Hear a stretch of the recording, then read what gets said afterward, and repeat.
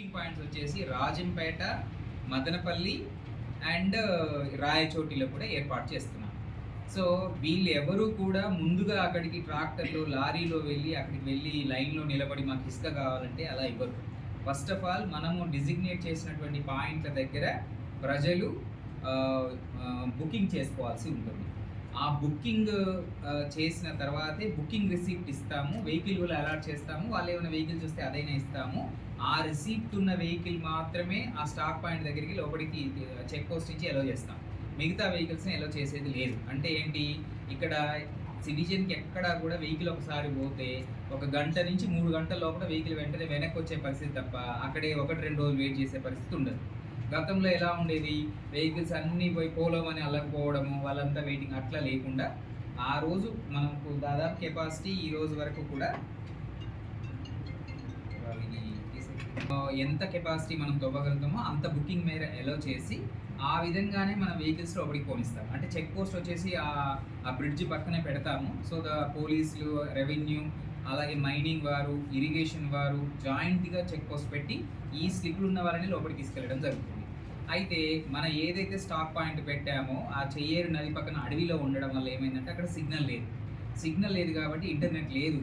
So అక్కడ internet తీసుకురావాలన్నప్పుడు ఇబ్బంది ఉంది కాబట్టి మేమేం చేసామంటే రాజంపేట బ్రిడ్జికి అటు సైడ్ ఒక సచివాలయం, ఇటు సైడ్ ఒక సచివాలయం దగ్గరనే మేము పేమెంట్ మెషిన్స్ పెడుతున్నాము. అక్కడే సెటప్ ఏర్పాటు చేస్తున్నాం. అంటే ఎవరైనా ఇంకా లోపలికి వెళ్ళాలంటే పేమెంట్ కూడా ముందే చేసి లోపలికి వెళ్ళడం జరుగుతుంది. అంటే ఇటు పేమెంట్ స్లిప్, బుకింగ్ స్లిప్ ఉన్నటువంటి లారీలు మాత్రమే లోపలికి వెళ్ళిపోతాయి.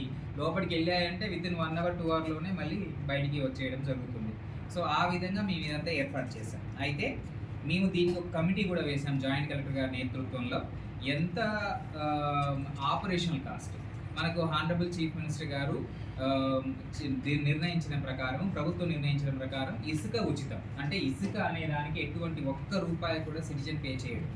కానీ మనకున్న నియమ నిబంధనల ప్రకారం మనుషులు మాత్రమే పనిచేసి దాన్ని ట్రాక్టర్లో నింపి ఆ నింపిన దాన్ని స్టాక్ పాయింట్ దగ్గర పెట్టి అక్కడి నుంచి మనం లోడింగ్ చేస్తూ ఉంటాం. దీని నిర్వహణకు అయ్యే ఖర్చు మాత్రమే మనము సిటిజన్ దగ్గర తీసుకోవడం జరుగుతుంది. అంటే ఏ విధంగా, ఎంత లెక్క అంటే దాదాపు ఒక ₹120-130 వరకు మనము మనుషులు 1 టన్ను ఇసుక ట్రాక్టర్లో నింపడానికి, మనుషులు తవ్వి ఇసుక ట్రాక్టర్లో నింపడానికి 1 టన్నుకు ₹130. ఒక ట్రాక్టర్కి ఎన్ని టన్నులు ఉంటే అంత మనం ఆ కాస్ట్ ఆ లేబర్కి ఇవ్వాల్సి ఉంటుంది. అటు నుంచి వాళ్ళు ఏం చేస్తారంటే దాన్ని తీసుకొచ్చేసి స్టాక్ పాయింట్ దగ్గర పెడతారు. స్టాక్ పాయింట్ దగ్గర పెట్టడానికి రవాణాకి, ఆ రోడ్డు మెయింటెనెన్స్కి మనకి ₹20 కూడా వాళ్ళకే ఇస్తాము.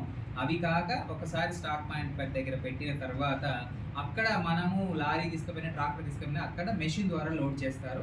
ఆ మెషిన్ కాస్ట్, ఆపరేషన్ కాస్ట్ వచ్చేసి టన్నుకు ₹30 అది ఉంటుంది. ఇకపోతే స్టాట్యుటరీగా చట్టపరంగా పే చేయాల్సిన లేవీసు, డిస్ట్రిక్ట్ మినరల్ ఫండ్ అదొక ₹88, జిఎస్టీ వచ్చేసి అంతా కలిపి సేల్స్ ట్యాక్స్, జిఎస్టీ అంతా కలిపి ₹50. ఈ విధంగా ఒక టన్నుకు మనం ₹328 ఫిక్స్ చేయడం జరిగింది. ఇది కేవలం ఆపరేషనల్ కాస్ట్. ఇందులో ప్రభుత్వానికి రూపాయి ఆదాయం లేదు. అప్పటికప్పుడు లేబర్కి, జిఎస్టీలకి, డిఎంఎఫ్కి వెళ్ళేదే తప్ప మనము లోయెస్ట్, ఇంకా మీరు ఏ జిల్లా తీసుకున్నా కూడా మనం లోయెస్ట్ నేను ట్రై చేశాను. అంటే మ్యాక్సిమం కమిటీ అంతా కూర్చోబెట్టి బార్గెన్ చేసి, వచ్చిన వాళ్ళతో బార్గెన్ చేసి చాలా లోయెస్ట్ తీసుకొచ్చాను.